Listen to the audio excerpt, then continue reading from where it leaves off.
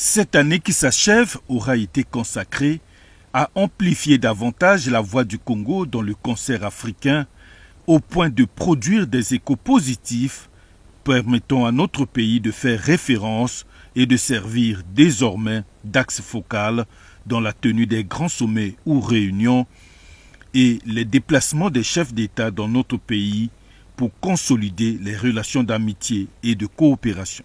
En 2025, la tradition a été respectée.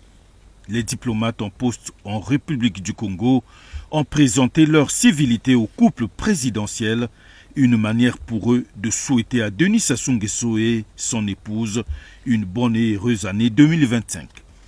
René Makongo, ambassadeur de la République gabonaise et doyen du corps diplomatique, s'est réjoui de ce moment d'échange avec le président de la République au seuil de cette année 2025 pleine de promesses. Il a en outre salué le leadership du chef de l'État sur l'échiquier international, lui qui sait porter la voix du Congo dans les grandes rencontres. L'année 2025 qui commence est, du point de vue du corps diplomatique, une année pleine de promesses pour le Congo, au regard de vastes chantiers initiés dans divers domaines sous votre très haute impulsion.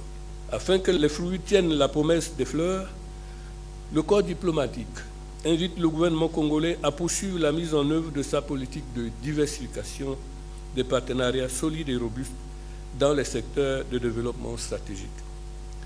Celle-ci aura à coup sûr un impact positif, non seulement sur les différents domaines tels que la santé, l'agriculture, la paix et le développement durable, mais également sur la diversification de l'économie congolaise et, par voie de conséquence, sur sa résilience face aux chocs exogènes pour le bien-être des populations.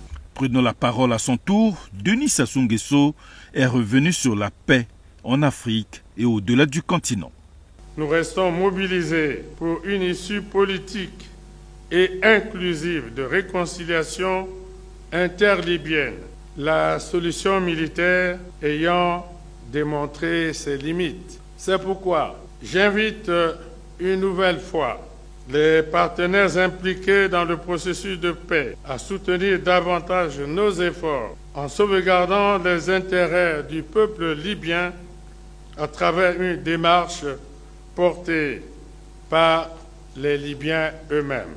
Dans la même veine, je salue les efforts du président João Manuel Gonçalves Lourenço, médiateur de l'Union africaine dans la crise qui sévit à l'est de la République démocratique du Congo. J'ose espérer que les initiatives menées, qui ont déjà permis de créer des conditions de dialogue avec la République du Rwanda, conduiront à des entretiens directs entre les plus hautes autorités des deux pays. Cette même année, il s'est tenu à Brazzaville la 5e édition de la rencontre des entrepreneurs francophones. Cet événement, organisé en partenariat avec Unicongo, s'inscrivait comme un rendez-vous incontournable pour les acteurs économiques de l'espace francophone.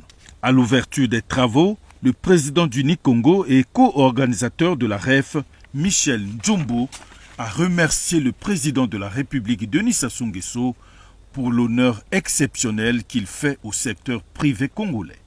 Chers collègues, chers entrepreneurs, engageons-nous à faire de l'espace francophone un véritable marché intégré, où les échanges ne se limitent pas à un axe nord-sud, mais se développent aussi résolument d'est en ouest. L'Afrique, par sa position géographique et ses ressources, peut et doit devenir le carrefour des nouvelles autoroutes du commerce et du co-investissement. Toujours en 2025, le président de la République démocratique du Congo, Félix-Antoine Tshisekedi, a effectué le 14 octobre 2025 une visite de travail de 24 heures à Brazzaville. À cette occasion, le chef de l'État de la RDC a eu des entretiens en tête-à-tête avec son homologue Denis Sassou Nguesso. Les questions d'intérêt commun ont été au centre de leurs échanges.